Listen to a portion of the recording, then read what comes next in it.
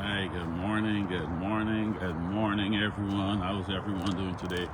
Hey, how are you guys doing today? Hey, this is Gregory Walls coming live to you from Houston, Texas, with its inspirational morning walk. Hey, as you can see behind me there, look at those nice clouds and skies right there. It's a beautiful day. We're just in the mid to low 40s today, but nice sun is up. It's a nice day. It's a nice day. So how's everyone doing? How is everyone doing? What's the weather like in your neck of the woods? You're getting a lot of snow, a lot of sun. What's going on in your area? But anyhow, it's a beautiful day. It's a beautiful day here. I can just do a little bit of walking. So I'm gonna check up here. I'll get something done. Good morning, Tessa. Good morning, Cuz. How are you doing today? How are you doing today? Still lots of snow in your neck of the woods, or are you just cold? Pamela Jefferson, I know she's enjoying the same type of weather like I am right here in Houston. How are you doing? How are you doing? Hope you're having a good day. Yes, guys. So you know this month here, right? We were talking about, we dedicate this whole month here talking about the importance of the word and how you're going to get those New Year's resolutions met, and pretty much how much consistency to your life the word is going to bring. As I said, for myself, I want more consistency in my life. And the whole thing about that is just the laws, right? Wrote all the scriptures, but it's actually laws. And if we respect them, just like how we respect the law of the land, we going to get, remember the word said, after you do the will of God, you can get the promise, right? So we can get the promise, we can get the same protection where the law of the land provides us. We can get that from following the word. So we were just going through different aspects of God telling us the word is the answer for what we're going through. And we apply it to the New Year's resolution. If you want to see those things met in your life, the word is the answer, right? So we talked about, last time we talked, on Wednesday, we talk about why some bad things will happen to you, right? Why some bad things will happen to you. Because you see, the thing is with these laws, if you don't even know they exist, if you don't even believe in them, it still runs its course. That's why some things happen to us. We're like, why that happen? Or we surprised when some good things happen to people, and then we surprised when some bad thing happen to what we say is good people, right? So because of these laws, they don't care if you believe in them, if you're a Christian, if you're not, they're gonna run the course in our lives if we didn't know they exist. So what's the best thing to do? Educate ourselves and know they exist, so we know when we're approaching the law, when we should, what we should do when we get to a certain junction. So that's where we can pick this up from, why sometimes bad things happen to us, right? So we can look at first, let's look at Isaiah. Look at the script, Isaiah 5, like from 20 to 24. Isaiah 5, like from 20 to 24. And then we got a few more we can look at here, right? It says, what sorrow for those who say that evil is good and good is evil, that dark is light and light is dark, that bitter is sweet and sweet is bitter. What sorrow for those who are wise in their own eyes and think themselves so clever. This Isaiah was talking to the people about in Judah or Judea. Some people would say about their guilt and their judgment. Isaiah was telling them what's going to happen to the people who does these things, right? He said, what sorrow for those who are heroes at drinking wine and boast about all the alcohol they can hold. They take bribes to let the wicked go free, and they punish the innocent. Is here. Okay, the internet is back on. We gotta find me a good little spot. Okay, so he's saying, woe to these people who do these things, and we can go back to it. He's saying there, just like how fire would lick up a stubble. He said, this is what can go on in your life. It's Colin Roberts. Good morning. How are you doing today? He's saying, just like how the fire gonna burn up quickly little pieces of wood, right? And the dry grass shrivel in the flame. He's saying this is how their life is going to be. This is what's going to go on. In the King James Version talk about the bones drying up, something to the effect. But he's saying this is what will go on, and so their roots will rot, right? And their flowers will shrivel. So he said their roots will rot. If you got a tree and the root you know, the root is the foundation. The root is there, everything, right? You could chop the whole tree down and don't destroy the root, it spring right back up. But he's saying their root will rot. Their root will rot. Right? And well, if the root rot, the flower's gonna wither because the root is killing the whole tree from the root, right? So he said, this is how your life, your root is like your life, your children, all of that. That's what we're talking about, your roots right there, right? For they have rejected the law. Hear this word that we're trying to get to. For they have rejected the law of the Lord of the heaven armies. They have despised the word of the Holy One. Remember, we are talking about the word. They despised the word. They rejected the law, right? He said they didn't follow the scriptures. He said they rejected the law, right? Julius Ford, good morning, good morning. So let's go back here and see what law he's talking about. I didn't see no law here, right?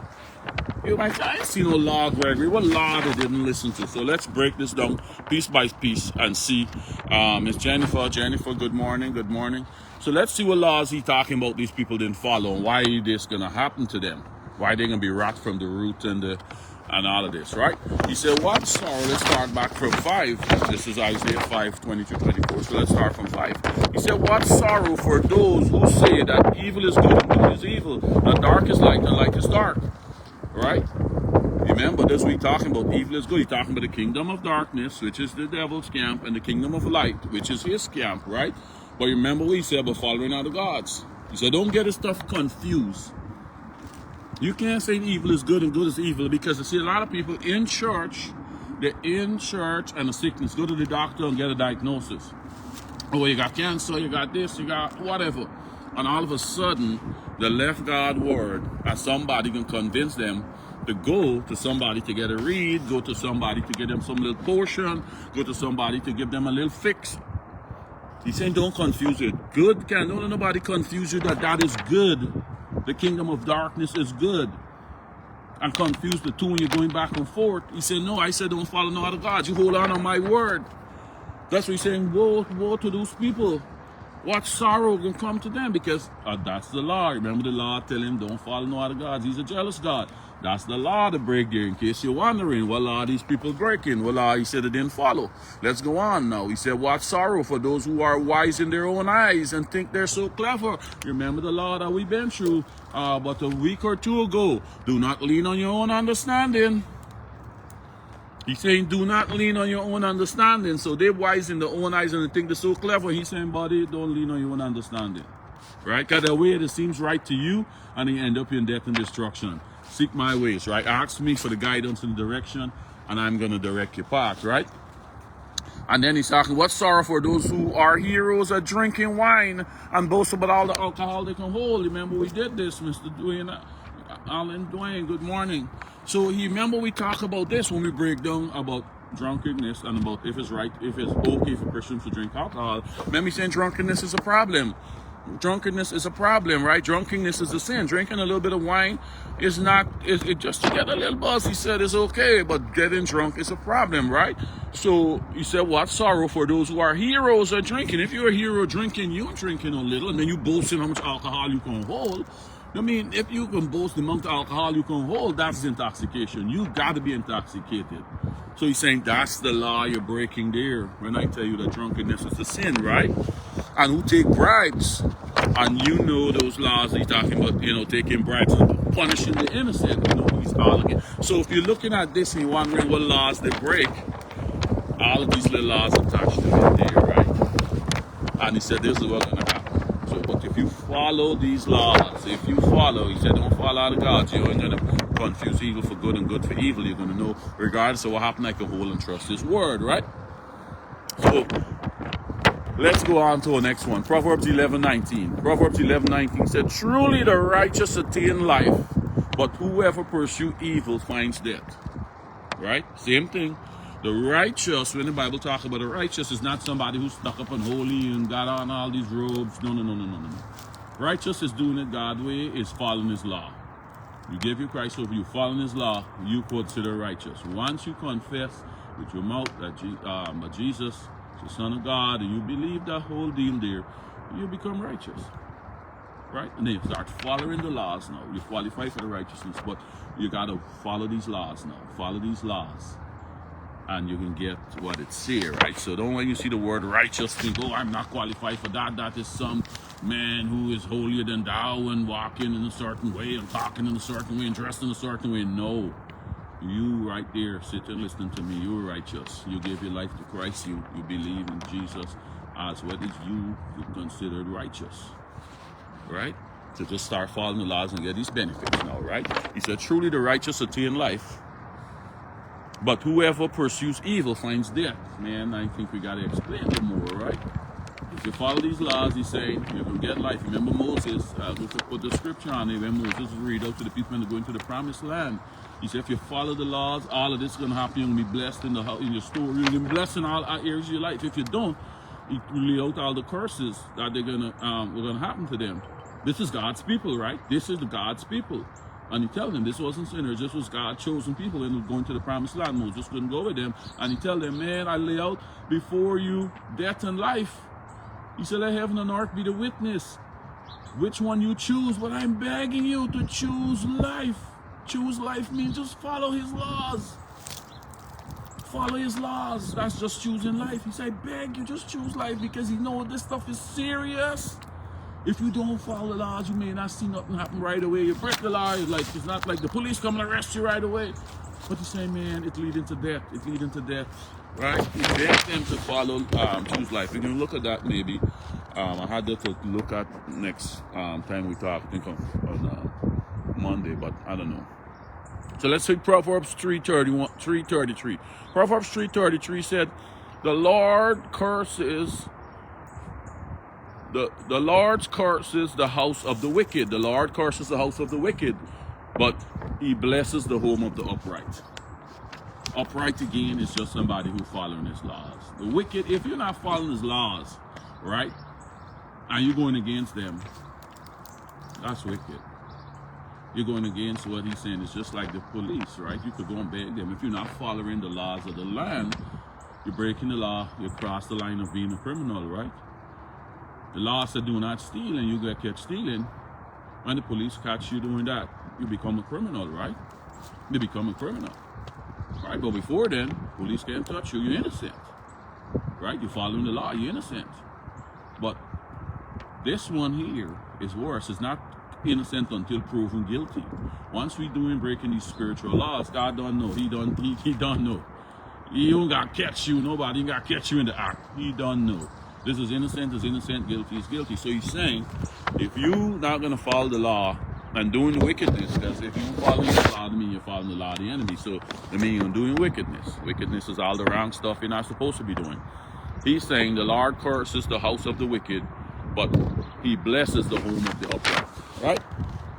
Let's see Proverbs 11:5-6. He said, the righteous, this is King James, and I'm going to read the NIV. The righteous of the perfect shall direct his way. The righteousness of the perfect shall direct his way, but the wicked shall fall by his own wickedness. So he's saying here, let me read the NLT. So he said, the godly are directed by honesty, and the wicked falleth beneath their load of sin. The godliness of good people rescue them.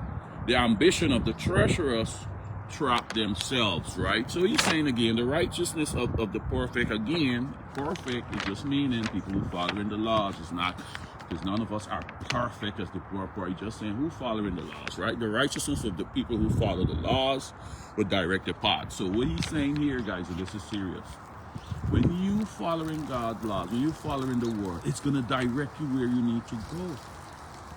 Remember all this stuff, he work everything together, everything work together to good and everything. So he can direct your path. So if you don't know, remember he said, lean not on your own understanding.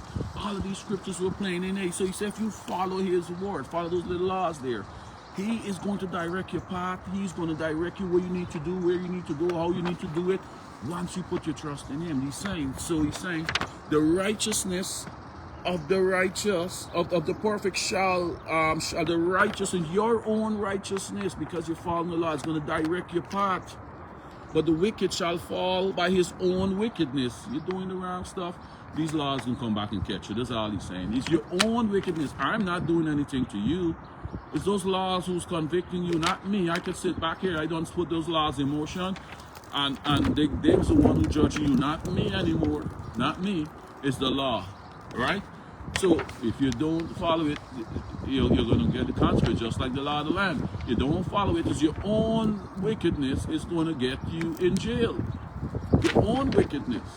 And your righteousness is going to direct your path. Police can't touch you, do you nothing. You're going about yourself. You're following the laws of your company. You're doing what you're supposed to do. You're getting promotions.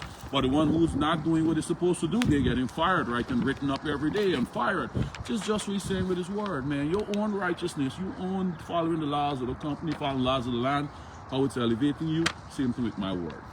You follow it, and your own righteousness can direct your path, right? You can get those promotions, you get the blessings, you're getting the breakthroughs, you're getting your healing, you're getting all of that, right?